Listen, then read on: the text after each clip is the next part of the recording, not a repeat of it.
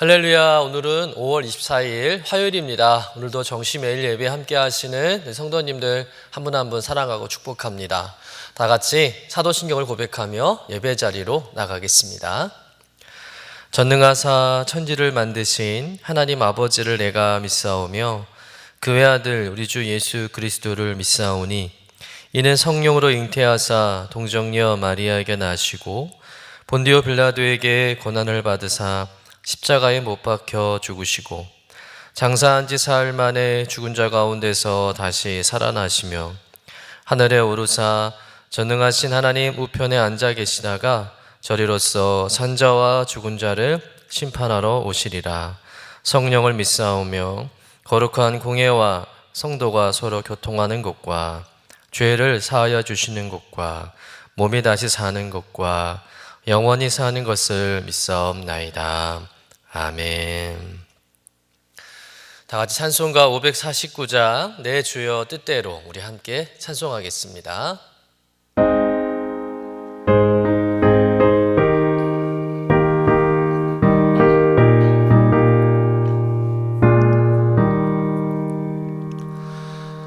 내 주여 뜻대로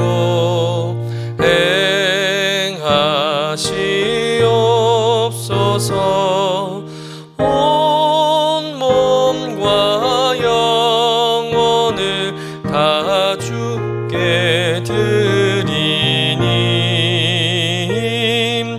이 세상 고락간 주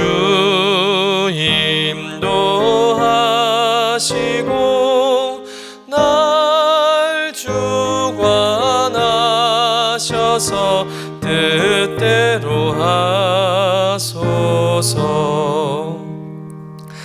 내 주여 뜻대로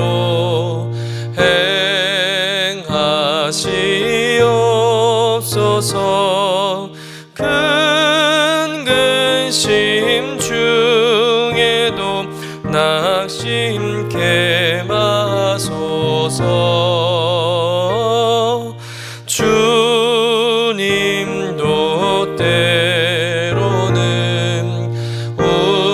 울기도 하셨네. 날 주관하셔서 뜻대로 하소서. 내 주여 뜻대로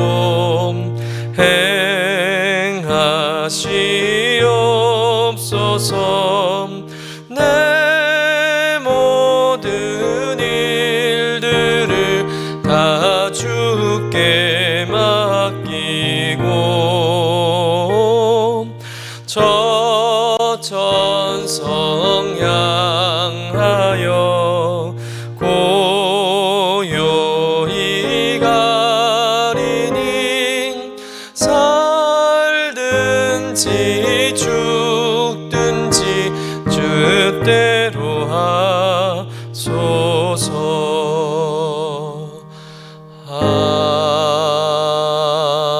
아멘. 다 같이 매일의 기도 함께 드리시겠습니다. 참 평강의 주님, 오늘도 새로운 하루를 주시고 복되게 하시니 감사합니다. 하늘에 속한 자 하나님의 자녀로서의 삶을 권세로 살게 하시며 오직 하나님의 말씀을 즐거워하며 따라 살게 하심을 감사드립니다. 다윗처럼 오직 우리 주님만을 내 앞에 모시고 오직 주님만이 우리의 전부이심을 고백하는 삶이 되게 하시고 그러므로 인해 주님께서 늘 우리의 전부가 되어 주심을 경험하고 누리는 삶이 되게 하옵소서. 우리의 가정과 교회를 위해 기도합니다. 일터를 위해 간구합니다. 나라와 민족들을 위해 주님의 은혜를 구합니다. 구원과 치료와 회복의 은혜를 내려주셔서 어그러진 모든 것들이 바로 세워지게 하시고 평화를 이루게 하옵소서.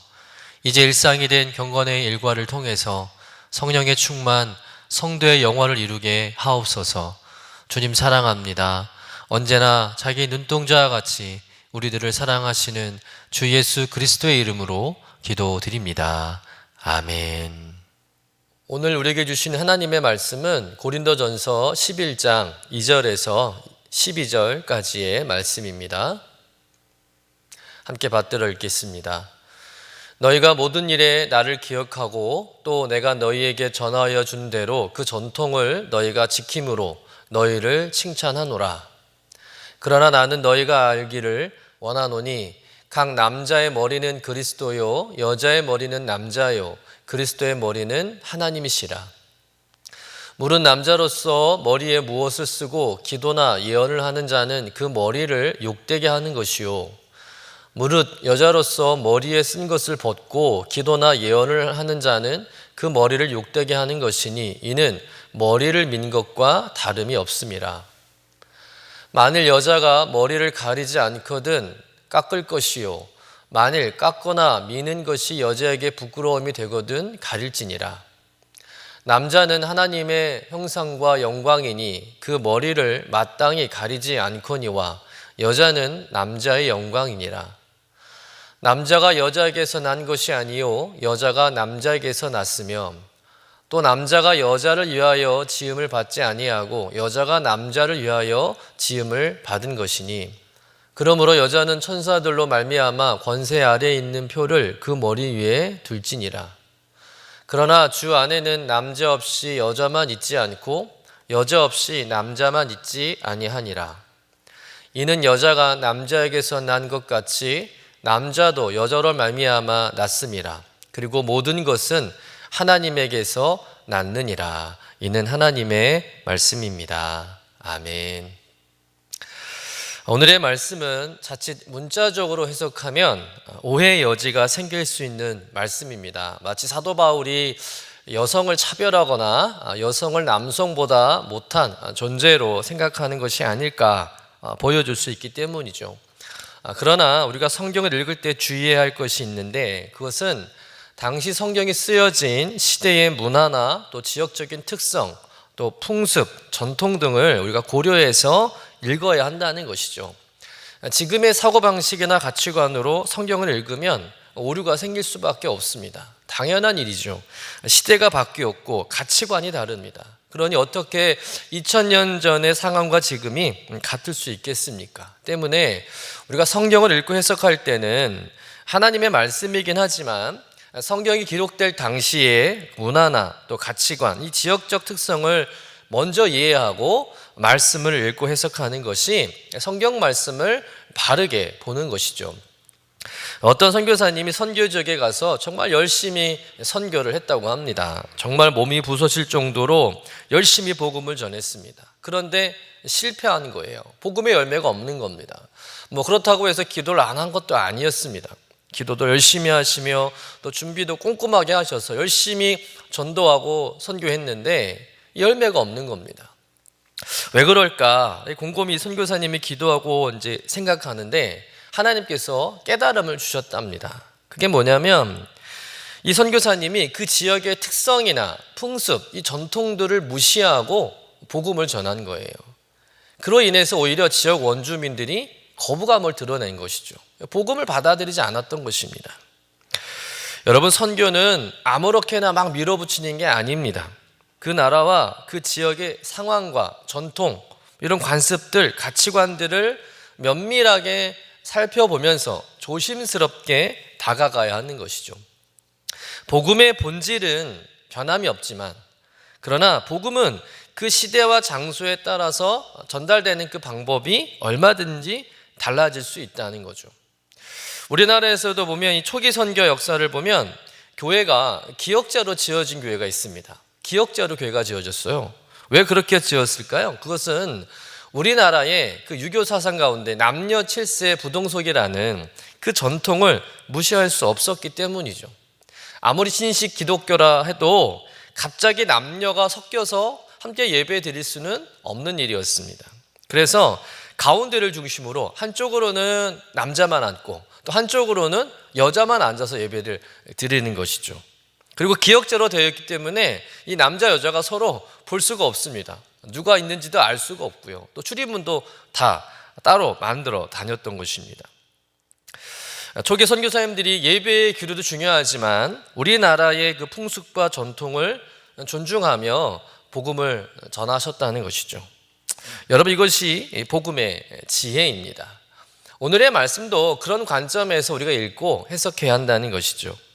오늘 말씀은 바울이 예배 시간에 여성들이 머리에 수건을 쓰지 않고 기도하고 예언하는 문제에 대해서 지적하고 있습니다. 바울은 먼저 모처럼 고린도 교회 성도들을 칭찬해요. 여러분, 무엇을 칭찬합니까? 오늘 2절의 말씀을 같이 한번 읽어보도록 하겠습니다. 너희가 모든 일에 나를 기억하고 또 내가 너희에게 전하여 준 대로 그 전통을 너희가 지킴으로 너희를 칭찬하노라. 고린도 교회 성도들이 바울이 전하여 준 그 교회 전통을 잘 지키고 있는 것에 대해서 바울이 칭찬을 했던 것이죠. 교회 전통을 무시하지 않고 또 그것을 잘 지켜주며 신앙생활하고 있음에 고마움을 표하는 것입니다. 여러분, 교회 전통이라는 것은 그냥 하루아침에 만들어진 게 아니죠. 오랜 신앙적인 경험을 통해서 만들어진 어떤 영적인 질서와 같은 것입니다. 고린도 교회 성도들이 그 질서를 잘 지켜주고 있었다는 것이죠. 그런데 바울은 그러면서 함께 한 가지 아쉬움을 또 말하죠. 어떤 아쉬움이었습니까? 교회가 지켜야 할 그 전통을 지키지 않는 몇몇의 무리들로 인해서 교회의 영적 질서가 혼란스럽게 되었다는 것입니다. 그것이 무엇일까? 우리 본문 4절에서 5절 말씀을 같이 한번 읽어보도록 하겠습니다. 물은 남자로서 머리에 무엇을 쓰고 기도나 예언을 하는 자는 그 머리를 욕되게 하는 것이요, 물은 여자로서 머리에 쓴 것을 벗고 기도나 예언을 하는 자는 그 머리를 욕되게 하는 것이니 이는 머리를 민 것과 다름이 없음이라. 자, 이 말씀의 핵심은 5절인데요. 당시에 이 여자들이 예배 드릴 때 머리에 수건을 쓰고 예배를 드려야 했습니다. 그게 전통이에요. 그런데 몇몇의 여자들이 머리에 수건을 쓰지 않고 예배에 참석하고 또 기도도 하고 예언을 했다는 것이죠. 요즘 천주교에서도 보면 이 여자 신도들이 머리에 하얀 그 미사포를 쓰고 예배를 드리지 않습니까? 미사포를 쓰는 이유가 뭐냐면 세례를 받은 그 여자 신도들이 자신은 신랑 대신 예수 그리스도께 예속되었다라는 표시로, 그런 의미로 이제 미사포를 머리에 쓰고 미사를 드린다는 거죠. 그것이 천주교의 예전이고 또 전통입니다. 우리 결혼식 할 때 보면 신부가 머리에 면사포를 쓰잖아요. 그 의미도 다르지 않아요. 신랑 앞에서 나는 당신의 여자입니다. 나는 당신에게 속한 여자입니다. 나는 당신 외에 다른 남자에게 내 모습을 보이지 않겠습니다. 라는 의미로 신부가 면사포를 쓰고 결혼식에 참석하는 것이죠. 마찬가지로 이 당시 여자들은 평상시에도 머리에 수건을 쓰고 얼굴을 가리고 다녀야 했습니다. 당연히 교회에 올 때도 그렇게 해야 하는 것이죠. 그게 전통이고 그게 그 당시의 풍습이고 질서였던 것입니다. 여자들이 머리에 수건을 쓰이는 역시 마찬가지죠. 자신은 남자의 보호 아래 있다는 그런 표시예요. 즉 나는 남편 있는 여자다라는 표시이기도 하고 또 정숙함을 의미하는 표시였다는 겁니다. 더욱이 당시 머리에 아무것도 쓰지 않는 여자들을, 또 머리를 민 여자들은 매춘부나 우상신전에서 일하는 여성들이 대부분이었기 때문에 머리에 수건을 쓰지 않고 다닌다는 것은 곧 매춘부로 오해받을 일이 많았습니다. 그러니까 여인이 수건을 쓰지 않는다는 것은 자기 남편을 업신여기거나 또 다른 남자의 시선을 끌어서 유혹하는 것으로 간주되었다는 것이죠. 그래서 그런 오해를 받지 않기 위해서 또 사회적인 혼란을 막기 위해서 당시 여성들은 다 머리에 수건을 쓰고 얼굴을 가리고 일상생활도 하고 또 교회도 오고 그렇게 살았던 것이죠. 그런데 고린도 교회 안에 이 여성 신도들이 좀 드셌나 봅니다. 좋게 말해서 열심이 많고 믿음이 뜨거웠던 것이죠. 다시 말해서 그들이 예수 그리스도를 믿고 이제 구원받은 이후에 이제는 자신들은 남자들에게 종속된 존재가 아니라 우리들은 예수 그리스도께 예속된 존재들이다. 이런 생각을 하면서 이제 그리스도 안에서 자유를 주장하며 그동안 지켜왔던 전통과 또 관습에 더 이상 얽매여 살 필요 없다 생각한 것이죠. 그래서 머리에 아무것도 쓰지 않고 예배를 드리러 오고 또 앞에 나가 기도도 하고 예언도 하는 일이 있었던 것입니다. 심지어는 일상생활 속에서도 아예 수건을 머리에 쓰지 않고 시내를 활보하고 다니는 일이 있었던 것이죠. 그러니까 이제 초신자나 교회 구성원에 대해서 잘 모르는 사람들이 봤을 때 혹시 저 여자 매춘부 아닌가? 창녀인가? 라는 그런 오해를 불러일으킬 만한 것이죠. 그러니까 교회의 공동체에 덕이 되지 않는 겁니다. 교회가 성적으로 방종한 여인들이 모이는 곳으로 이렇게 오해할 우려가 있었던 것이죠. 그래서 바울은 이 문제에 대해서 한번 짚고 가는 겁니다. 바울은 어떻게 이 문제에 대해 해답을 주고 있을까요? 우리 3절 말씀 같이 한번 읽어보도록 하겠습니다. 그러나 나는 너희가 알기를 원하노니 각 남자의 머리는 그리스도요 여자의 머리는 남자요 그리스도의 머리는 하나님이시라. 자, 이 말이 무엇을 의미하냐면 창조의 질서를 말하는 겁니다. 여러분 성경에 보면 하나님께서 남자를 먼저 창조하셨습니까? 아니면 여자를 먼저 창조하셨습니까? 남자를 먼저 창조하셨죠. 그리고 그 다음에 여자를 창조하셨습니다. 그러니까 창조의 질서와 순서를 따지면 남자가 먼저죠. 따라서 하나님이 제일 먼저고 그 다음에 그리스도, 그 다음에 남자, 그 다음에 여자라는 거죠. 그런데 이것은 어떤 서열을 정하고 그래서 남자는 존대하고 여자는 하대하라는 말이 아닙니다. 하나님의 어떤 창조, 질서를 의미하는 거예요. 그런데 이 고린도 교회 여성 신도들이 이 질서를 무시하고 좀 지나친 행동을 했다는 것입니다. 그래서 바울은 아무리 여성들이 뛰어나고 능력 있고 또 지혜롭다 할지라도 당시 사회적인 통념과 이 창조의 질서에 순종하고 따라야 함을 권면하는 것이죠. 그리스도 안에서 자유를 오해하지 말고 여자로서 지켜야 할 의무와 질서를 잘 지키며 신앙생활할 때 자신뿐만 아니라 교회 공동체 또 사회적으로 덕이 되고 문제가 되지 않는다는 겁니다. 남자들의 입장도 마찬가지죠. 남자가 예배 시간에 여자처럼 머리에 수건을 쓰고 기도하는 거 그런 일을 해서는 안 된다는 것입니다. 그것은 남자의 신분을 망각한 일이고 질서를 무시하는 일이고 또 여성들의 영역을 침범하는 일이라는 거예요. 곧 질서를 만드신 하나님을 욕되게 하는 일이라는 겁니다.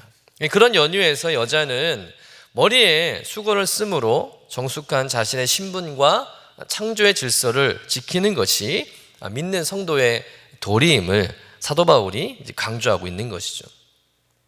그러면서 바울은 남녀의 상호 보완 관계에서도 함께 말하고 있습니다. 우리 11절 말씀 같이 한번 읽어보도록 하겠습니다. 그러나 주 안에는 남자 없이 여자만 있지 않고 여자 없이 남자만 있지 아니하니라. 이 말씀을 비추어 보면 사도 바울은 결코 남녀를 차별하거나 여성을 천대한 사람이 아니었음을 우리가 알 수 있습니다.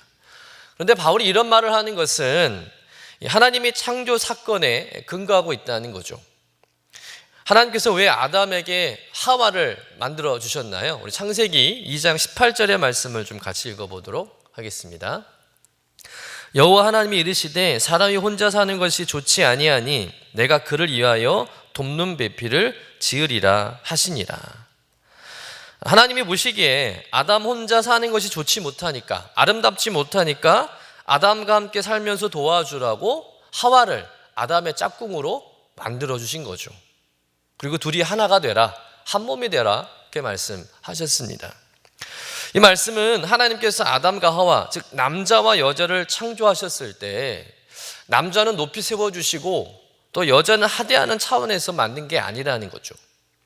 서로 보완해주고 협력해주고 도와주는 관계로서 남자와 여자의 관계를 세워주신 거예요.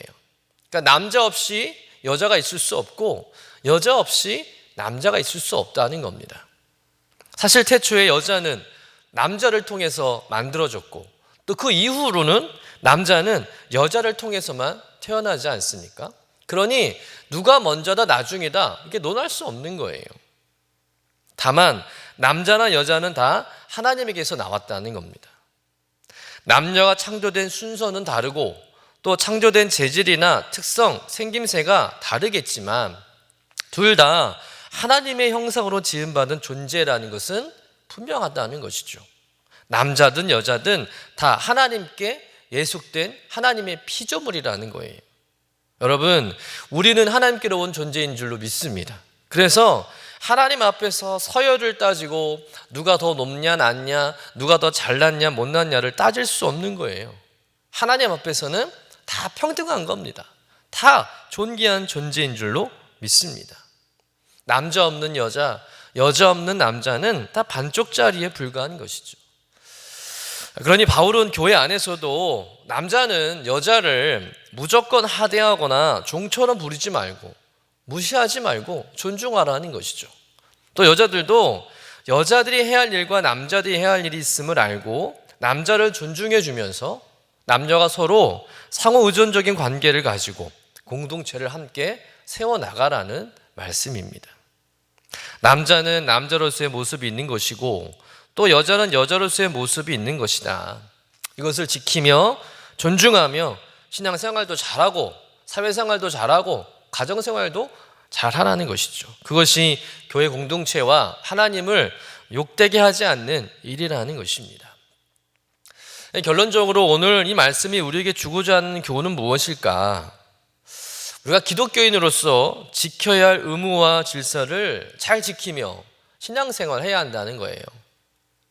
아무리 자유가 보장된 나라이고 또 내가 자유롭게 내 마음대로 살아도 누가 나를 제약하고 또 문제 삼는 그런 시대는 아니지만 내가 속한 공동체와 사회 또 조직, 교회 안에서 나의 삶이 내 행동이 누가 되지 않도록 덕을 해치지 않도록 우리 스스로가 절제하고 배려하고 이해하는 삶을 살아야 한다는 것입니다.